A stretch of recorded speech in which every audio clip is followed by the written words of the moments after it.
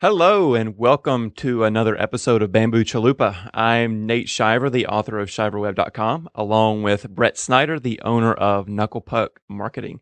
And today we actually have a special guest, Aaron Levy, the owner of Cast Iron Digital. And we'll post links to Aaron's bio in the show notes, but he's a long-time paid media, AdWords, PPC expert. He's worked at several agencies and managed accounts ranging from Fortune 500 brands all the way down to small business. And recently he spoke at SMX East in New York City with Brett actually about today's podcast topic, and that is what search engine optimization and pay-per-click can learn from each other. So Aaron, go ahead and tell us a little bit more about yourself, and also since you've been in the industry a while, there's a lot of industry jokes and misinformation and even rivalry out there, especially when it comes to budget. And how would you frame the SEO versus or even SEO plus PPC when it comes to agency or in-house or do-it-yourself marketers? Yeah, so my background, actually, I started in the industry in the middle of college when I fell into an internship at Villanova, where I went with Brett. I went to a Fortune 500 chemical company, and they sort of figured, hey, intern, how the internet works, so here's the Google budget. But then from there, I went to an e-commerce agency where I managed across channels. So I was doing email, affiliate, organic, as well as paid, obviously. And that to me gave me more of a view of digital as kind of a channel agnostic almost, that it's all sort of the same thing. Like, sure, your email campaigns are going to be different from your organic and PPC, and they all need to be managed differently, but they all have the same sort of end goal, which is really to grow the business. And the challenge, obviously, that most in-house or even agency or DIY marketers is they have each channel goals. So the SEO team has to go for the SEO goals, and PPC team has PPC goals, and each one of them have their own bucket of cash that they have to drive to, and that in turn can kind of reduce the experience for the audience they're going for overall. When you talk about the audience going forward, I think that's really what is super important, but also super exciting about the digital medium, because really it's an opportunity to reach your audience. One of the consistent themes that we've had over the course of the show is that your strategies as digital marketers need to be designed to be where your audience is. You want to make sure you can find out where that audience is, find out what they're interested in, and use this medium, this internet, this websites, this kind of speaking very generically and abstractly, but use what is available to you to connect with your audience, whether that's SEO, PPC, digital, any of these digital mediums that Aaron mentioned. That's really the end goal, is to serve that user and make sure that you can provide somebody looking for your product or services with those products or services. Yeah, there's a old Chinese saying that said, it doesn't matter if the cat is black or white as long as it catches the mice. I think that it sounds like both of y'all are saying that it's almost like analytics sets up this false rivalry. We see SEO, we see PPC, and really it's just about what's the best way to get in front of your customer.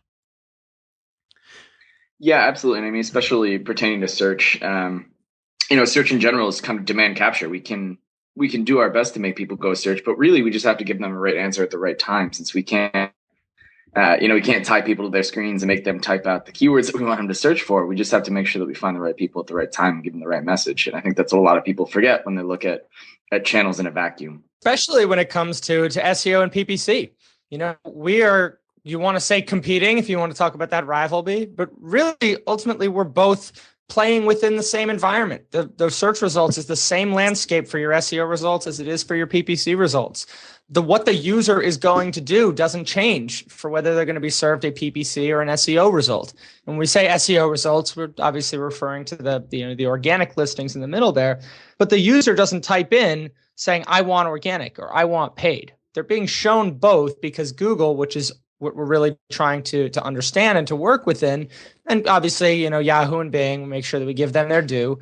But really, we need to make sure that we recognize the fact that Google doesn't care. I mean, they make their money off the paid ads, but Google is returning both results for the same query. The user action is the same, whether or not they ultimately click on an organic or a paid result.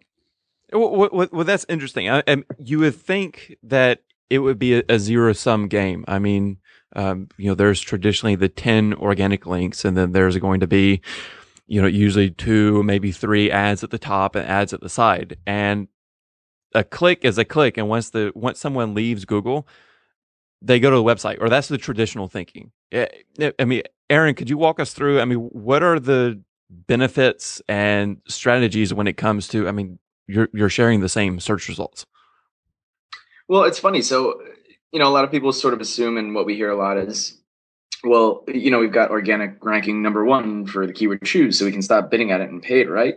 Mm-hmm. You can, but it's not going to be apples to apples because, again, going back to the audience point that we hit before, most of the paid are separate from each other. People use these things differently. There's the people that never click on paid ads, and then there's the people that only click on paid ads.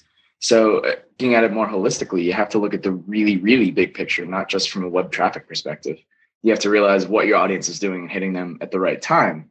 So by sharing the service, you can kind of figure out what works in one or the other, and what little bits and pieces you can put in your ad to maybe incentivize some of those organic clicks. But on the whole, they're generally speaking going to be different users looking at both of those. When you talk about the different users, what's also kind of interesting to consider is that we come from the perspective of being very, very deep into digital marketing for really all of us has been our most, if not all of our career. There are a lot of people who really don't even recognize that there is a difference between the paid and the organic results. And so when you're talking about these, where it's not a PPC strategy, it's not an SEO strategy, it's a user strategy. And just to kind of echo again what Aaron's saying here, we want to make sure that we are considering what does the user want and hitting them at that right point in whatever their conversion funnel might look like. They may be looking only for research information. They may click on paid because they intended to, or they may click on paid because they have no idea there's a difference between paid and non-paid results. So trying to focus on what is the paid goals, what are the SEO goals, each having our own bucket of cash that Aaron mentioned. Really it's designed to provide an experience to that user, and the search results are just a means to that end. Yeah, and what both of you guys are hitting on is that there's a lot of opportunity for, even if your focus is on SEO, devoting a little bit of budget to looking at bidding on some of the key PPC terms and seeing what are you missing out with your SEO, or if you're just focused on PPC, what are you missing out, by not ranking for some of the terms that you're bidding on with PPC. And when you start talking about running an SEO campaign or a PPC campaign together, what would, Aaron, this will go to you first. What are some of the biggest opportunities that you see for collaboration between, if you're doing SEO or if you're just doing PPC, what can you learn from each other? So PPC is great. PPC is kind of we'll go back to the olden days of marketing in the spirit of linking things back traditional. SEO obviously ties back well to PR, and I'm sure there's a couple of other parallels as well. But that's definitely the clearest one. PPC is like the direct mail of the digital world. Like we get little teeny tiny pieces of data that happens to just about everything. So the most obvious, since rest in peace organic keyword data. Thank you for not provided. I understand why it exists, but it's a struggle that you guys have to deal with. On the paid side, we really don't. We can see what happens with each search term, and not just what we're bidding on, but exactly what people show, what's happening when, what device they're using, what they're thinking, how old they are, how much money they make, or how much money Google thinks they make.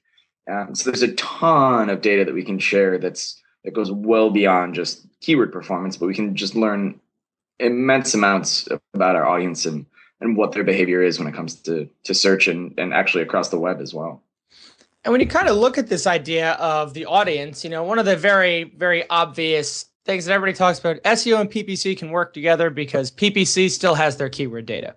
That's what Aaron is saying, but he's saying not to focus just on that.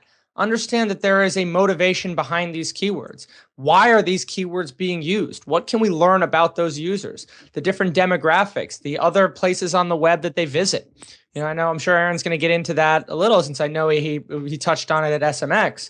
But being able to understand where else your audience goes, because you can track them as a paid visitor, is extremely valuable. Aaron, tell us a little bit more about what your recommendations would be there in terms of getting deeper into using that demographic and, the engagement metrics that you guys can track. Yeah. So, I mean, even looking at retargeting or remarketing, if you're using Google, having that cookie on the site is great. And everyone knows that remarketing is a very strong performing last click channel, since you can kind of hit people that have already completed the research phase.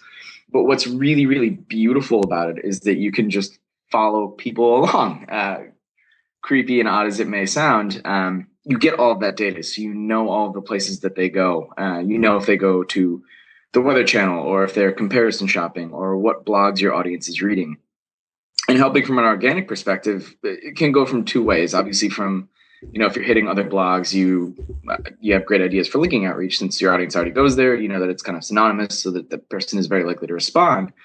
But then from a market research perspective, you kind of know what these people are spending their time on. You know what YouTube videos they're watching. You know what blog posts they're reading. You know if they're checking the weather a lot, or whatever they may be doing.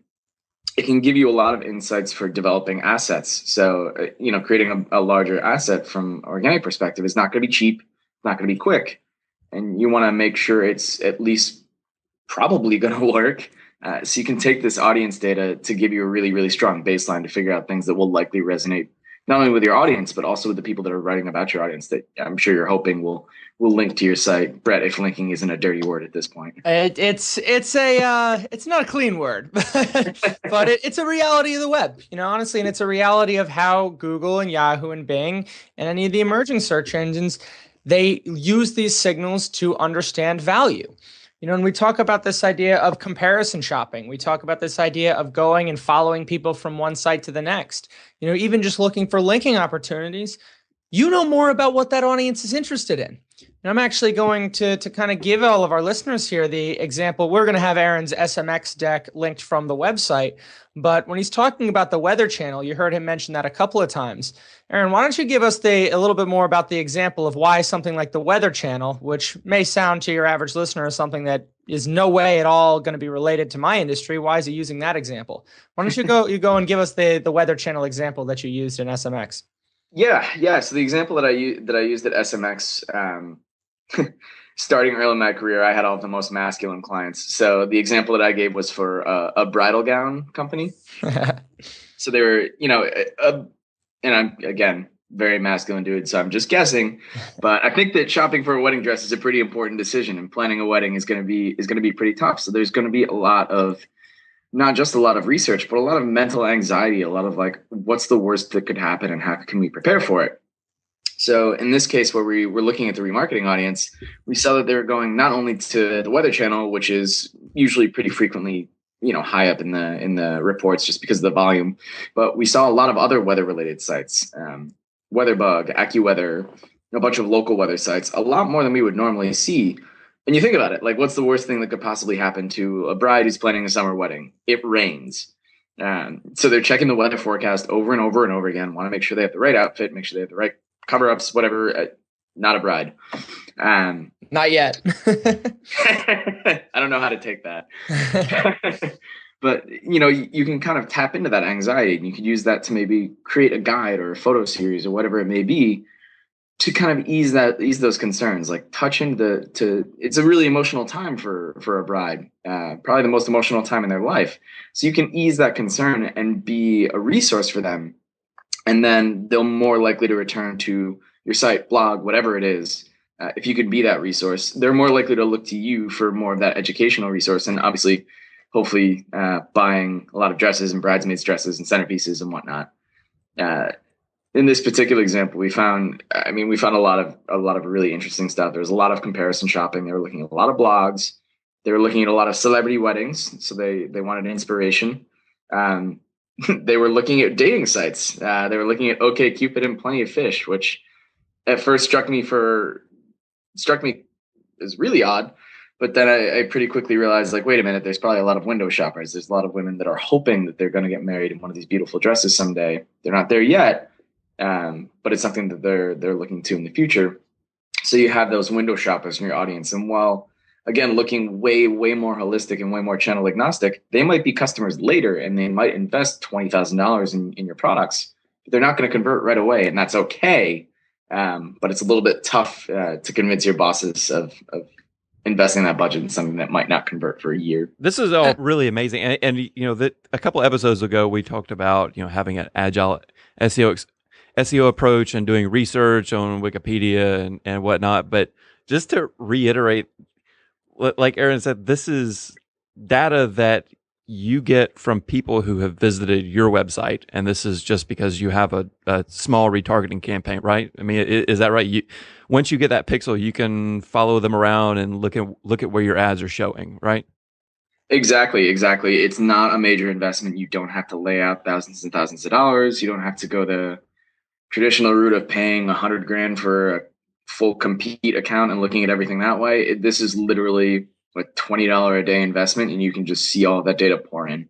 This is really cool. Well, to tie in, we're talking about market research, building up the personas of who is visiting our website. Could you talk a little bit about how you approach personas from the very get-go, from when you're building out a search campaign before you get everything running? Because I think there's going to be a lot of overlap there between PPC and SEO. Yeah. So a lot of people start personas with demographics, and I think demographics are stupid. Looking back at our bridal campaign, you sort of know who the demographic is. They're going to be probably 20 to 40. They're going to be female. They're probably going to have money to spend, whether they're educated or not. So looking at personas from a demographic perspective, to me, makes no sense. Instead, you have to look to a little bit more to what their emotional drivers are. What are they excited about? What are they scared about? What keeps them up at night? And what do they wake up in the morning to look forward to? From a persona perspective, you really have to find those emotional drivers to get stuff that people will respond to the most. And you can test a lot of that stuff in PPC and messaging and these retargeting campaigns. You can test emotional drivers and value propositions to see as simple as just what people click on. Again, it doesn't necessarily have to be entirely focused on a conversion. If anybody in the audience read Tim Ferriss's The 4-Hour Workweek forever ago, I'm sure there's many mixed opinions about that book, but there was a really interesting example in there when he set up an AdWords campaign and a landing page for a product that he didn't exist yet, just to see if people wanted to buy it. So people were buying the shirt that he hadn't made yet, but he had an idea of what he could expect. So having those sorts of things and figuring out what your persona is, just from a strict market research perspective, even if it's a product that you're thinking about making, you can figure out a lot by monitoring these people's behavior. And Nate mentioned the idea of the agile approach, which was one of the very first episodes that we did. And we tied back in. I want to go back to the book that we referenced there, and that was Lean Startup by Eric Ries. And he talks about this idea of validated learning. And what Aaron's example is right there is exactly what validated learning is. Before you invest a ton of time or money in creating the product, Tim Ferriss wanted to make sure people were interested in it. And we talk about that with SEO campaigns or off-page promotional campaigns. Try to ping a couple of your key influencers and get their feedback before you invest a ton of time and resources in building something, because you want to know that your audience is going to resonate with them. And for almost every answer that Aaron has given, I'm not sure if anybody really picked up on this, but it's a very key point here where we want to learn about not necessarily the user, but the emotion behind the user's activity on the web. What is their emotional drive to go to the search engine and type in any particular query? Now, something like wedding dresses is obviously a very clear and apparent example because it's a highly emotional time.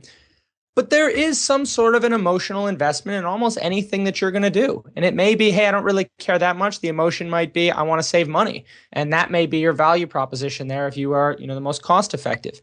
But using things like your paid media to understand the emotion behind why your users do what they do is extremely, extremely valuable. We know what they do. And with paid media, we know what they do at a much deeper level than we can possibly get out of SEO. So let's use that. We want to be able to use that information, use that validated learning to be able to say, this is why people behave the way that they do. So this is how we want to cater our strategies to align with that behavior. Yeah, Brett, you raise an interesting point. Nobody ever says they're going to go surf the Google. People go to Google because they are looking for something. They have to find something, whatever it may be. And if you can tap into that, you can figure out, to Brett's point, who you've you've called out what I hope is a pretty clear theme at this point. If you can figure out why people are searching for it, what their problem is, and how you can help them solve it, it's pretty easy to get them to react to it, both from an organic and a paid perspective. Just about figuring out what that is. I like that. Yeah, that really is the recurring theme of SEO and PPC. All right, so we've made the sale that, you know, whether your focus is SEO, you should have some PPC campaigns running, if only to buy the data. And, you know, if your focus is PPC, you know, SEO has a lot of overlap and you can really build out and experiment with SEO based on PPC. But when it comes down to it, I think a lot of our audience would have the question of budget.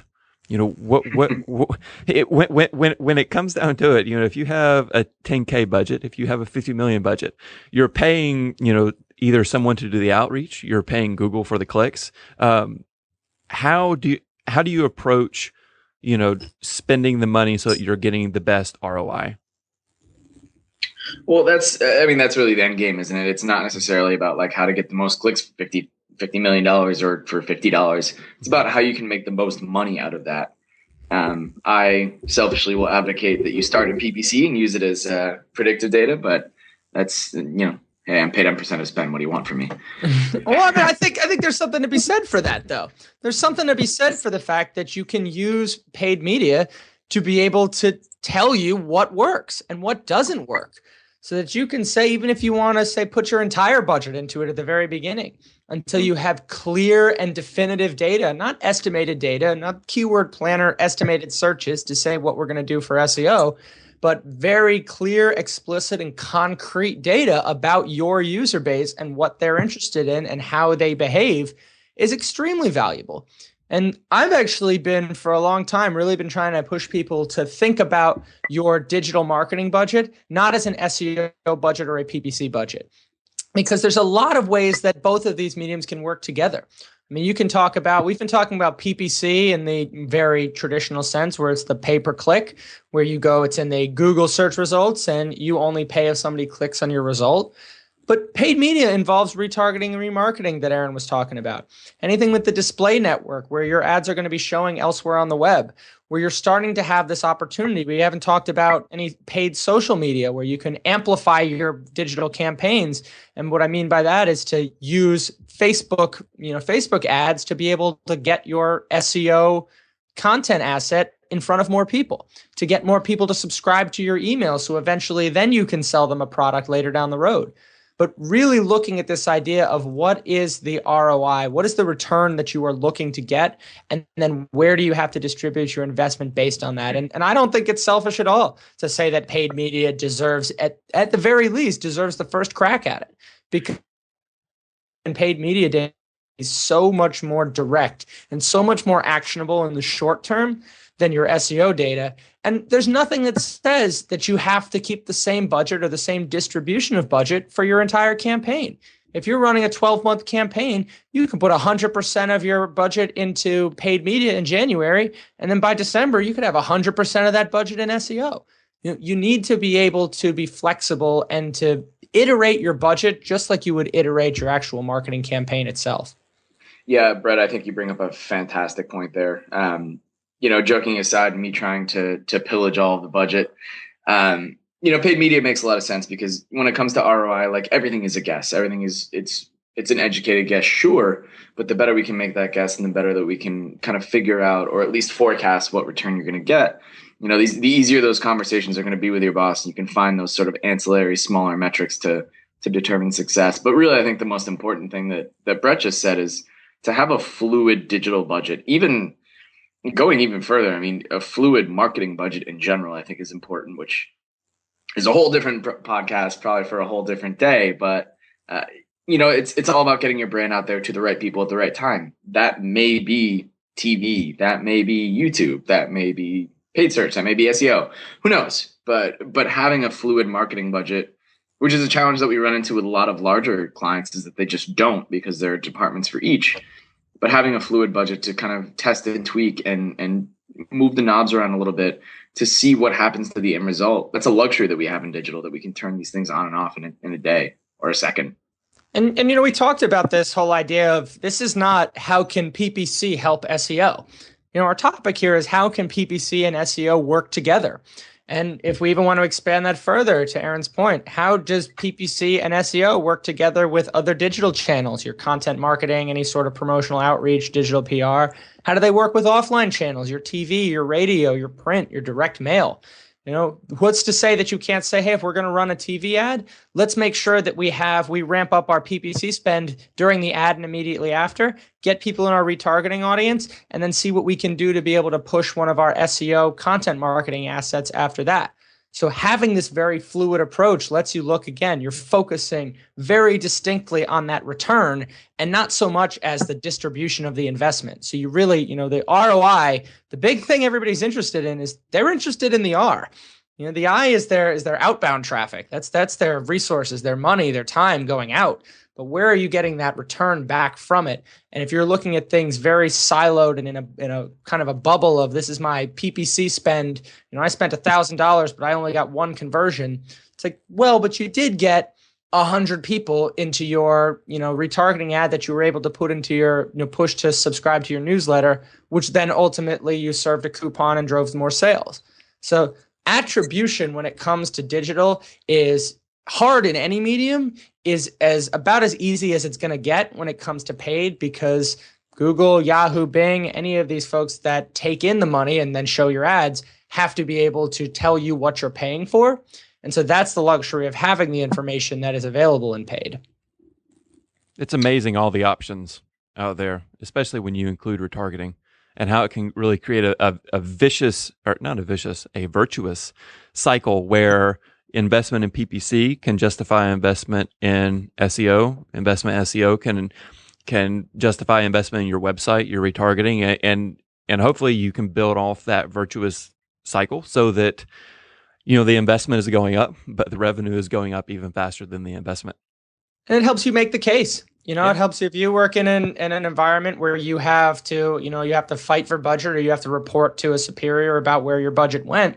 Being able to use metrics that come from these complementary mediums really helps you make the case for increased budget. I think that's really smart to point out here, Nate, where if you're going to invest in something, as long as the return is higher than the investment, invest more. Invest more until the return is not higher than the investment. Even if you're saying, hey, I'm spending $10 and I'm only getting 11 back. Well, if you're not spending it, then you're getting 0 back. So being able to look at ways to be able to say, as long as you're able to drive that positive ROI and know that you can distribute that budget based on what's going to give you the most positive ROI, that's where you're really focusing on this integrated cross-channel, channel agnostic approach that Aaron's been mentioning since we kicked off this episode. All right, well, let's do a rapid fire tip segment. We've done this once before, but it's basically one sentence ideas that marketers should be doing to take advantage of PPC and SEO. So, Aaron, start us off with your top tips. The first thing that I would say that is most crucial is share your major deliverables or actions across teams. If you're in an agency world, every time you send something to the client that's a deliverable, you should send it to every other team as well. Nobody's going to read it all because everyone wants to fight email overload, but you should at least be aware of what the other teams are doing. I would also say use organic tools to build PPC audiences. So this entire episode seems to have been how paid media can help other stuff, but other stuff can help paid media a ton as well. So use all those SEO tools and tricks and tactics and pass those back to paid, tying back after number one. Another rapid fire tip from a paid side, which really ties back into figuring out what your competition is doing, which is something that we've very limited discussion today. But watch competitive analysis tools and auction insights and things like keyword spy and iSpionage. Watch them for spikes in activity, because that's a good sign that your competitor got a new agency and they're about to get more aggressive. And I think going kind of off that, coming more from the SEO side of things, recognize that SEO specifically is a grand experiment in reverse engineering. Our listeners are familiar with that phrase. We've used it many times before. But when SEO is a grand experiment in reverse engineering, use what we're learning about that audience in terms of, what they're interested in, what are they responding to. SEO is a much more organic conversion path, whereas PPC, you can use the information knowing that, hey, a visitor typically needed to hit 5 or 6 pages before they even considered a conversion. So dropping people on the landing page directly to that conversion page is not going to give us the results that we're looking for.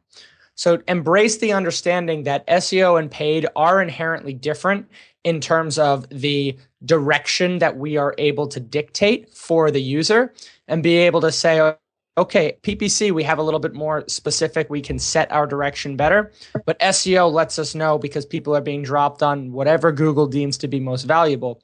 Use those insights and apply them to your conversion funnel, your conversion rate optimization campaigns associated with both paid and SEO, and use that to help improve the overall holistic approach you have.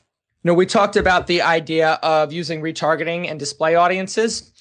And Aaron kind of touched on this, so I want to kind of build off of it a little bit, but use the audiences that you're going to generate with anything like content marketing or digital promotion for, maybe it's an image-based asset, maybe it's an interactive microsite, but use all of the assets at your disposal to create that retargeting audience. Because retargeting, when you've heard us say it over and over again, is so valuable because these are people who are essentially pre-qualified. They're already interested in your product in some way, shape, or form. That product may have been a blog post. That product may have actually been one of the pairs of shoes that you sell. But anytime you have the opportunity to engage with an audience member, make sure that you are trying to get them into that retargeting audience, because then you can build off it and you can learn more. And the last tip that I would give is recognize the value of paid amplification. I touched on it a little bit towards the end, but when we talk about paid amplification, consider social outreach, social promotion. If you're doing a content marketing push, or you have a new, even if it's, you redesigned the website, maybe you acquired another business, maybe you sold part of your business, use paid media to help expand the scope of the audience that will be able to engage with that content. Make sure that and then when you bring people in from paid, make sure then you can say, hey, push them maybe into a different part of the conversion funnel, get them to understand what they can do on other parts of their site. But anytime that you are doing link building, and that is the dirtier word here, Aaron, whenever you're doing any kind of what we'll call link curation, where you're trying to get people who are interested, your key influencers, to share your content, recognize that using paid media, how far that reach actually extends, is very, very, very cool way to keep your audience that is already expressed interest in your products. You keep them in your conversion funnel as opposed to competitors. I would say one, for my first tip, most of the discussion is how SEO can build off PPC keyword terms. If you've never gone to Webmaster Search Query Reports, there is a lot of data that can be mined for long tail PPC keyword ideas, especially if you're building out your first kind of small campaign. Number two, PPC you can see bid estimates in Keyword Planner. That's very useful for SEO to judge competition and relevance and value. If someone's bidding $13 a click for a keyword, you can bet that that keyword should provide a return on investment if you can rank for it. And lastly, we've mentioned multi-channel. A lot of times that's a report that we don't really understand or look at a lot. Speaking from experience, go to Google Analytics and mess around with multi-channel reports. It will give you a much bigger holistic picture of what your SEO and organic are really doing. I was going to say, I'm quite glad that you actually said the phrase "mess around with multi-channel reports," and Brett, what you said before about attribution being challenging. I think attribution terrifies a lot of people, and a lot of what we've been talking about today has been focused on attribution, looking at a more holistic picture. It's important to remember that this is really, really, really hard. I think SEO is reverse engineering Google. Attribution is trying to reverse engineer the world. So going in and just toying around with the numbers and seeing what happens, getting those insights, know that it's not going to be spot on right, or it's not going to solve every problem. But if you take a look at it and toy around with it, it's not that scary. It's helpful. That's a really good note to end on. Well, you can find show notes, links to things we mentioned, including case studies, and our contact information at bamboochalupa.com. Please subscribe to the podcast in iTunes and leave a comment and rating while you're there. It gives us great feedback and helps others discover the show. And a huge thanks to Aaron Levy for joining us today. Aaron, where can people go to connect or find out more about you? I'm probably most responsive on Twitter of all places. My Twitter handle is big A, little a. Think about it, it's the first two letters of my name. Not that hard. You can also check out my site at castirondigital.com. All right, please do that. So for Brett Snyder, I'm Nate Shiver. Thank you for listening.